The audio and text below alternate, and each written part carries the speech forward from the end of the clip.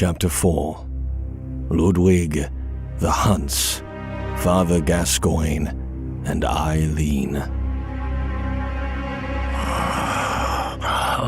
What's that smell? The sweet blood. Oh, it sings to me. It's enough to make a man sick. Father Gascoigne. When we, as players, are first thrust into Bloodborne, we do not deal with eldritch monstrosities, horrible truths, or inconceivable entities beyond the reach of space and time. None of these facets of Bloodborne were ever included in promotional material. The terrible truth of Bloodborne's Lovecraftian mythos was kept a secret up until its very release. What we first find is the Hunt, thrust into it scared and desperate for answers.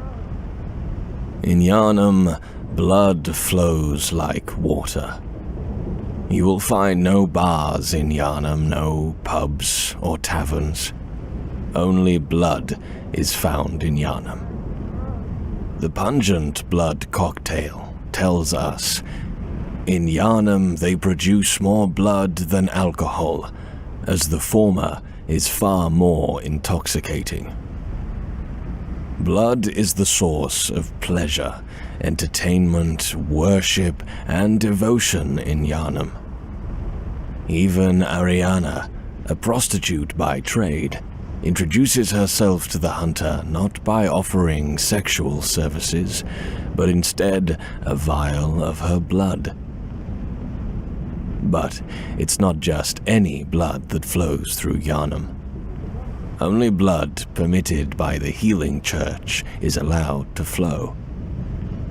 The old blood, specifically the blood of Ebritus, is administered to the population by special doctors known as blood ministers, who carry on an art that was first pioneered by the first vicar, Lawrence. We've already discussed how Ebritus gets her name from a species of butterfly, but she also gets her name from a Latin word meaning drunkenness or intoxication. Indeed, the blood of Ebritus not only aided to cleanse Yharnam of disease, but also provided the citizens with a drug more addictive and more intoxicating than alcohol. But with the rampant spread of the old blood came the scourge of the beasts. Once old Yharnam had been cleansed, and the scourge became public knowledge, a new way of dealing with the threat was required. Secrecy would no longer be enough, and so the workshop was retired and sealed. Instead, with the healing church in its new position of power, the healing church hunters were born. At the forefront of this new movement would be Ludwig, the new head of the healing church's martial force. Gehrman tells us the following. The healing church and the blood ministers who belong to it were once guardians of the hunters in the times of the hunter Ludwig. According to the Sword Hunter badge, Ludwig was the first of many healing church hunters to come, many of whom were clerics. Not much is known of Ludwig's origins, but from his Radiant Sword Hunter badge, we learn that Ludwig was part of a lineage of chivalrous warriors known as the Holy Blades. The Radiant Sword indicates the heirs to the will of Ludwig. These hunters, also known as Holy Blades, are what remains of an ancient line of heroes that date back to a very early age of honor and chivalry. Ludwig had a very different approach to hunting beasts than his predecessors in the workshop had. which we can see from the details found in the weapons of choice of Healing Church hunters. A trick weapon typically used by Healing Church hunters. It is said that the silver sword was employed by Ludwig, the first hunter of the church. When transformed, it combines with its sheath to form a greatsword. The Healing Church workshop began with Ludwig and departed from old Gehrman's techniques to provide hunters with the means to hunt more terrifying beasts, and perhaps things still worse. Ludwig's Holy Blade. A rifle typically used by Healing Church hunters. It is said that this rifle was employed by Ludwig, the first hunter of the church. Its long, heavy barrel makes up in range for what it lacks in reload speed. Ludwig's rifle exhibits several departures from the workshop's design, suggesting that the church anticipated much larger, inhuman beasts.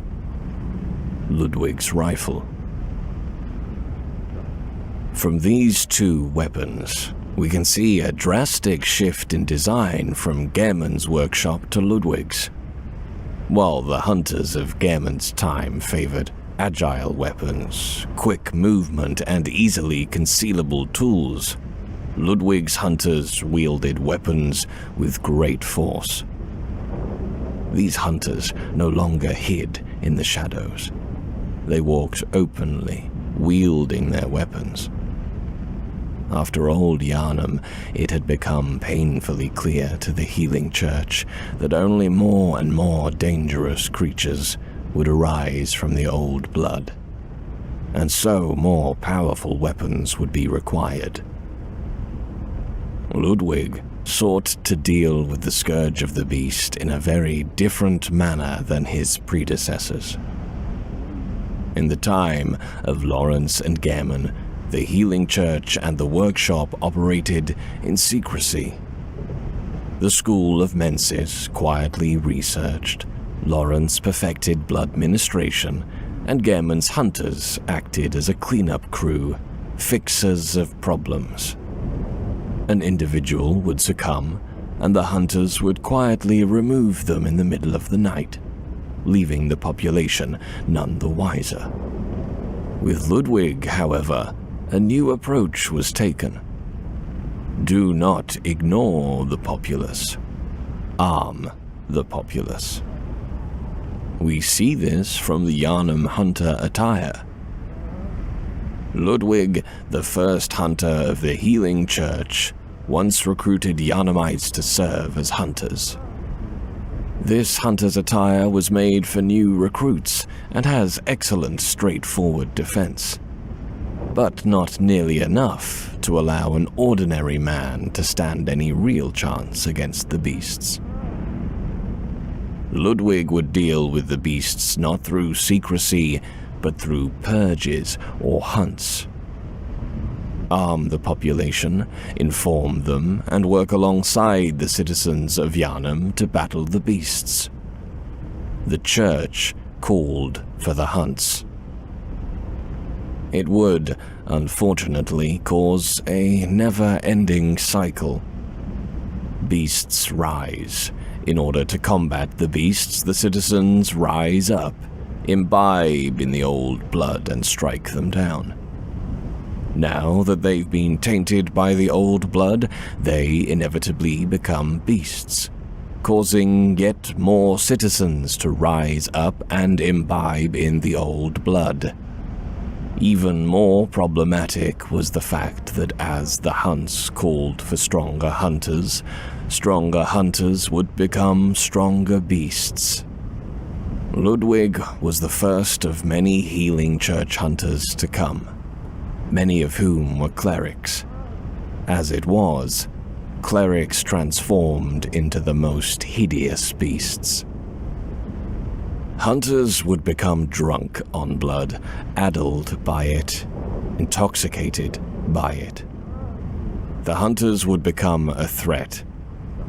And so it was that we find ourselves now faced with a different group, one that seems to be particularly mysterious.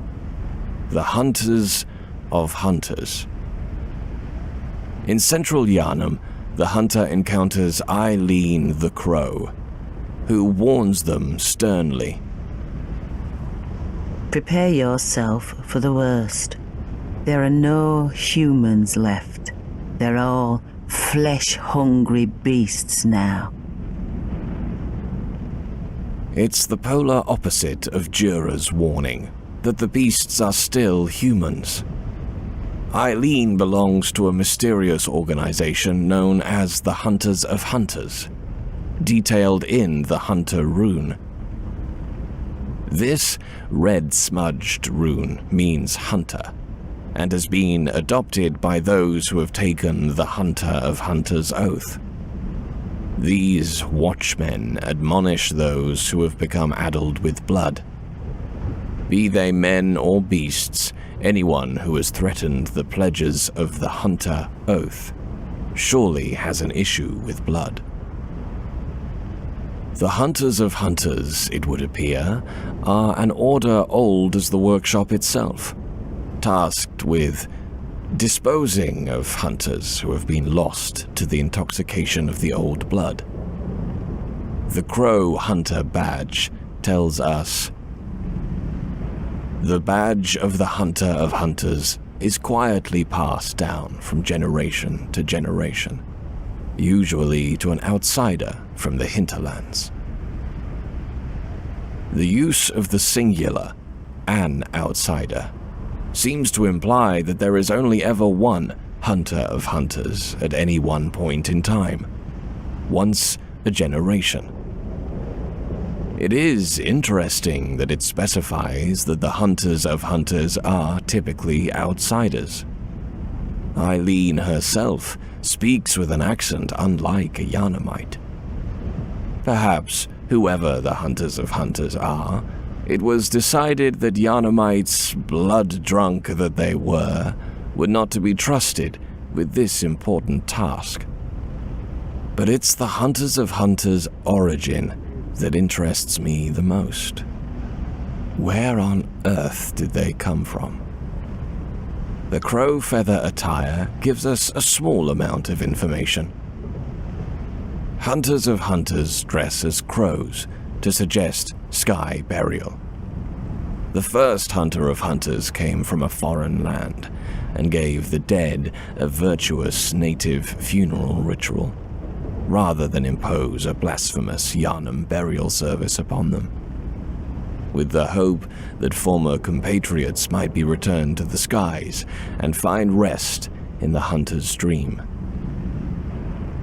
The explicit mentioning of the Hunter's dream is very, very peculiar. Eileen herself appears to know about the Hunter's dream, as if the PC Hunter attacks and dies to her, she will respond by instructing them to tell the little doll I said hello. Like Jura, Eileen appears to have at one point been a dreamer, a pale blood hunter like the PC. No more dreams for me. This is my last chance. It's not the only link that Eileen and the Hunters of Hunters have to Gammon and the Hunter's dream. The Blades of Mercy, the weapon of the Hunters of Hunters, states, a special trick weapon passed down among Hunters of Hunters, one of the oldest weapons of the workshop, splits into two when activated. The weapon's warped blades are forged with siderite, a rare mineral of the heavens. One of the oldest weapons indeed, the Blades of Mercy are one of only two trick weapons made of siderite, a rare mineral that fell from the heavens. The other is Gammon's Burial Blade, the first of the trick weapons.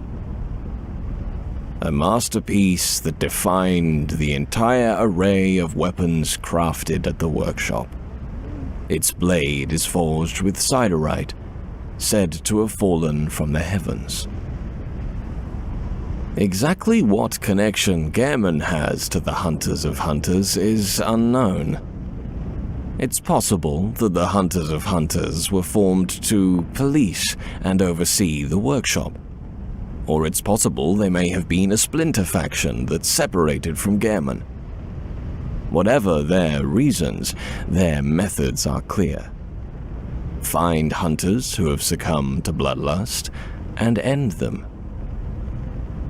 Two such hunters would be two of Eileen's targets, Henrik and Gascoigne. Father Gascoigne is the first official boss in Bloodborne. While it's possible to fight the cleric beast, that boss is optional. Gascoigne serves as the first true boss fight in the game, and he is one that serves as a very cold wake-up call to the player. Like many Souls veterans, I walked into Bloodborne with a very specific mindset. Caution. Study the opponent, look for weaknesses, wait for their guard to be down, strike once, back, watch, strike. It's a very slow, cautious, passive playstyle that the Souls games have hardened in many players. Gascoigne seems to be placed so early in the game, specifically for players like that. Gascoigne has the exact same tools that the hunter can wield. He uses a hunter axe as his weapon and a blunderbuss as his firearm. He can be staggered and he can stagger. He's a parallel to the player in this manner. Really, the only difference between Gascoigne and the hunter is the insanely aggressive manner in which he fights. Gascoigne charges with blind abandonment. He weaves through the fight swiftly, dodging attacks and keeping pressure on the hunter. It's almost a direct message to the player from the developers. You have the same tools as him, why are you losing? He's not being unfair, he's not cheating, he's just playing the game just like you. So why is he slaughtering you? The player very quickly learns that they must adapt to Gascoigne or they will die. Passivity is no longer a valid strategy. In order to master Bloodborne, the player must be swift, aggressive, and unrelenting, like Gascoigne. But once Gascoigne's health gets low enough, he will transform. He will succumb fully to the Scourge, becoming a powerful beast that will relentlessly assault the hunter. But to really understand Gascoigne, let's start at the beginning and analyze what we can learn about him from the game itself. From Gascoigne's attire, we learn that Father is a title used for clerics in a foreign land, and there is no such rank in the Healing Church. This would seem to imply that Gascoigne came to Yharnam, like many others, in search of the miraculous blood ministration, which was rumored to cure any disease. The PC Hunter was one such individual, as was Gilbert and likely many others. Like Eileen and Gilbert, Gascoigne's voice has an accent that differs slightly from the Yharnamites. Seeing as Gascoigne wears attire similar to that of a Healing Church watcher and wields the weapons of the workshop, he was clearly trained as a Healing Church hunter after he came to Yharnam. But his attire notes that the dingy scarf is a holy shawl and symbol of the Healing Church, from which Gascoigne would eventually part ways. It's unclear exactly why Gascoigne left the church. but perhaps he left in order to raise a family. After all, Gascoigne's daughters can be spoken to in Yharnam, hiding in their house. Indeed, the daughters provide the last key pieces of information on Gascoigne. Are you a hunter? And please will you look for my mum? Daddy never came back from the hunt, and she went to find him. But now she's gone too. I'm all alone and scared. It would seem that when the hunt was called, Gascoigne answered. Though he had left the church, he still rose up to cleanse the streets, along with the rest of Yharnam. When he didn't return, his wife Viola went off looking for him. My mum wears a red jeweled brooch. It's so big and beautiful. You won't miss it. When we find Gascoigne, he is hacking a corpse to pieces. He turns to face the hunter, having finally succumbed to the old blood. Beasts all over the shop.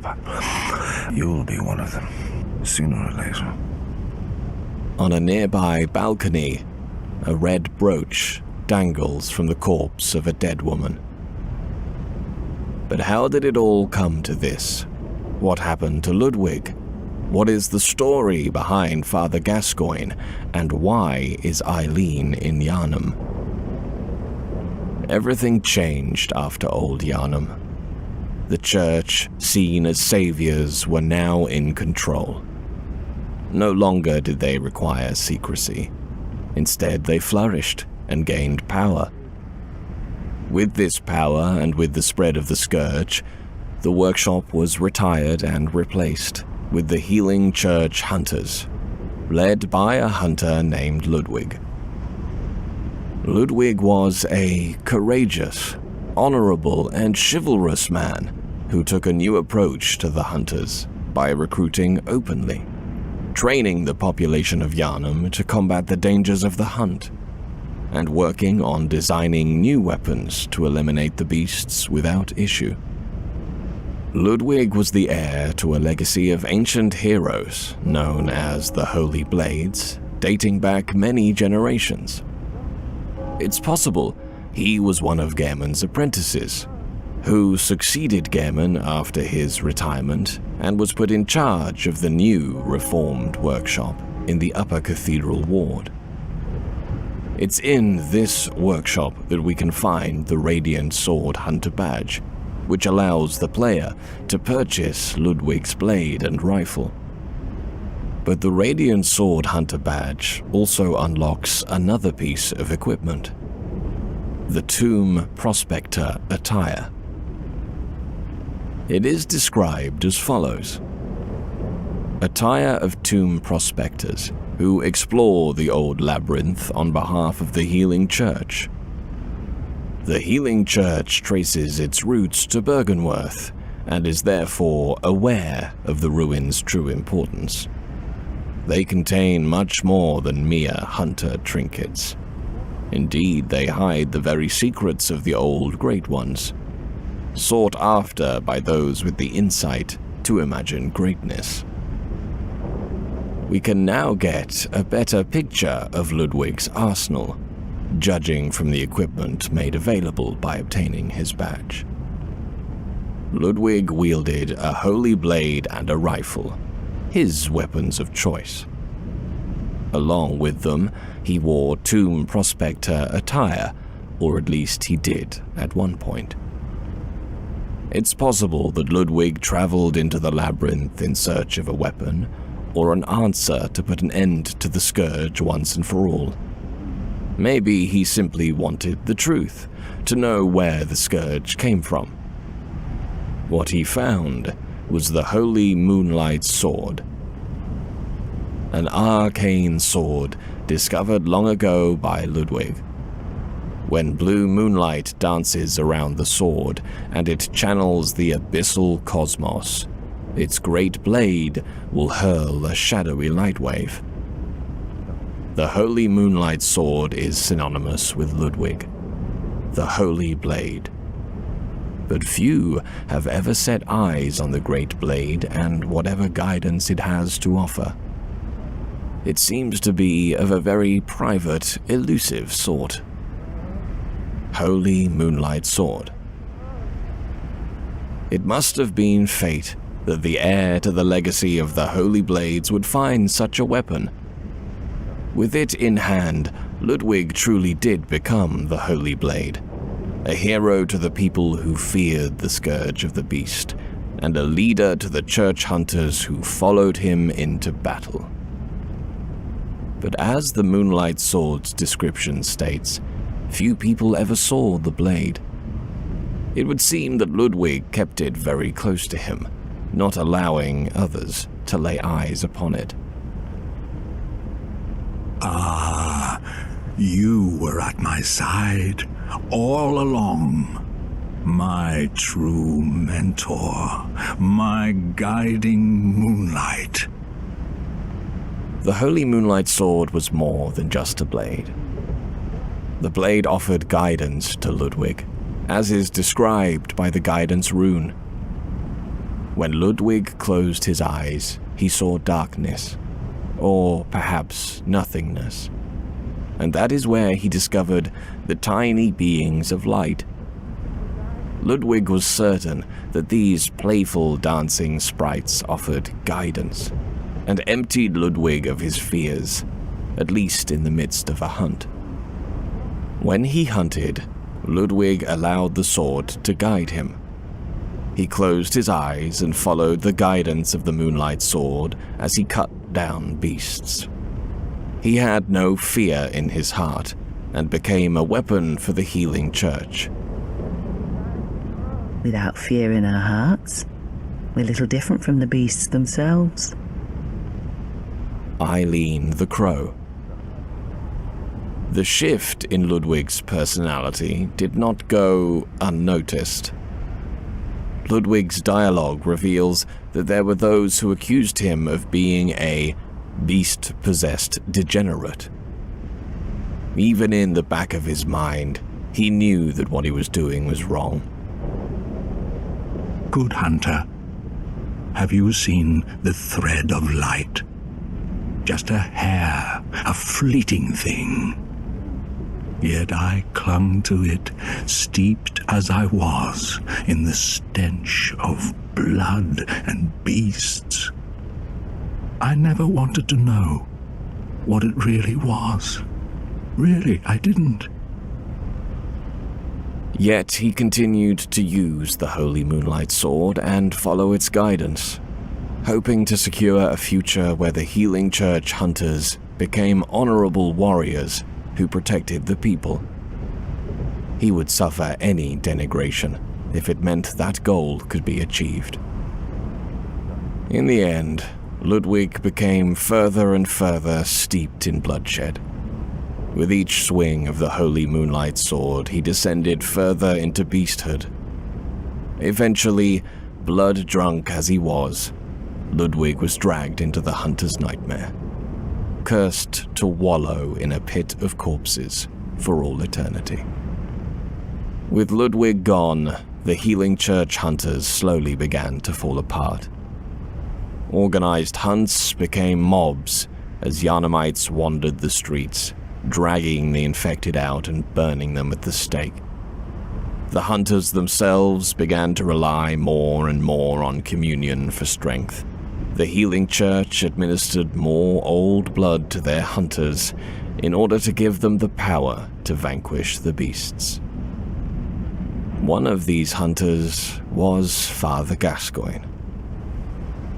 Gascoigne had come to Yharnam in search of a cure to his disease, seeing the famous blood ministration of Yharnam as his last chance at salvation. It was there that he was trained as a hunter, possibly by a man named Henrik. Very little is known of Henrik, but he wears the garb not of a healing church hunter, but of a workshop hunter, one of Gehrman's. Henrik is also mentioned multiple times as being an old hunter. Gascoigne and Henrik would quickly become a powerful duo, partner hunters and good friends. According to Henrik's hunter garb, the taciturn old hunter Henrik was once partners with Father Gascoigne, and though they were a fierce and gallant duo, their partnership led to Henrik's tragically long life. The last sentence particularly interests me. The use of the phrase, a tragically long life. It's possible that Henrik, old as he was, either grew sick or weakened in his age. Gascoigne not only wanted to see his closest friend live, but he had another reason for wanting the old hunter to continue on. He loved Henrik's daughter. Yes, okay. Thank you, Mr. Hunter. I love you almost as much as Mum and Dad. And Granddad. Gascoigne's unnamed daughter. Indeed, when we encounter Henrik, we find him in Odin's tomb, just as we found Gascoigne. Only Henrik is not standing by the grave where Gascoigne was found. He is standing in front of the corpse of Viola, Gascoigne's wife. But Henrik is not himself any longer. He has succumbed to the old blood. Gascoigne had fallen in love with Viola, Henrik's daughter. Perhaps Gascoigne convinced Henrik, in his old and weakened state, to accept communion from the healing church. The old workshop hunter was likely wary of the old blood, but was convinced by his son-in-law, the father of his grandchildren, to accept the ministration. Gascoigne, too, had accepted the ministration, but in his case there were complications. If you find my mum, give her this music box. It plays one of Daddy's favourite songs, and when Daddy forgets us, we play it for him so he remembers. Mum's so silly running off without it. While the old blood of the healing church can cure any disease, it cannot repair a damaged mind. Father Gascoigne had come to Yharnam in search of a cure to his mental illness, but the blood ministration had failed. Even the tainted blood of the Great Ones could not fix the bouts of insanity he suffered. It's possible that during his episodes, in which he forgot the faces of his family, Gascoigne grew violent, irrational, or paranoid. Viola, his beloved wife, would play him a lullaby. It would ease his mind and help him to stay grounded and sane. But Gascoigne, intoxicated as he was with the old blood, continued to hunt and continued to accept communion, the ministration of blood. When Gascoigne failed to return from the hunt, Viola left her children locked inside and fled to find him, to bring him home. But she forgot the music box. When she found him, he was drenched in blood, killing man and beast alike. She pleaded with him to come home, to remember her, but he would have none of it. Viola died that night, killed by the man she loved. If the player uses the music box in the fight against Father Gascoigne, he suffers noticeable pain. He grasps his head, muttering and moaning. How else could he possibly react as he remembers the terrible things he did to his beloved Viola?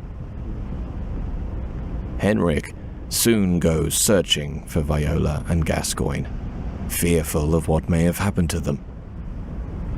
When he found Viola's corpse, he was empty. His tragically long life would be ended by Eileen the Crow, hunter of hunters. This too is hunter's work, but it bears no honor. Eileen the Crow. If the hunter assists Eileen in killing Henrik, then after the blood moon has risen, they will find Eileen mortally wounded in front of the Grand Cathedral. I'm afraid I've made a bit of a blunder. I'm just going to have a short rest. Though, don't worry. I've taken blood. Enough to save an old woman. No more dreams for me. This is my last chance.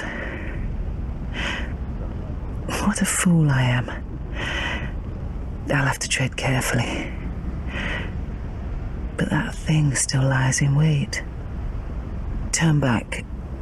This is my score to settle. Many years ago, Gehrman founded the workshop.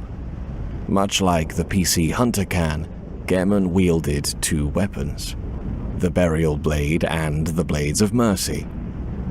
Both weapons were forged of siderite by Gehrman, the first hunter. Gehrman was not alone as a hunter. He had several apprentices who he trained to carry on his legacy. Him and his apprentices practiced a special art known as quickening, as evidenced by the old hunter's bone. The bone of an old hunter whose name is lost. It is said that he was an apprentice to old Gehrman and a practitioner of the art of quickening, a technique particular to the first hunters.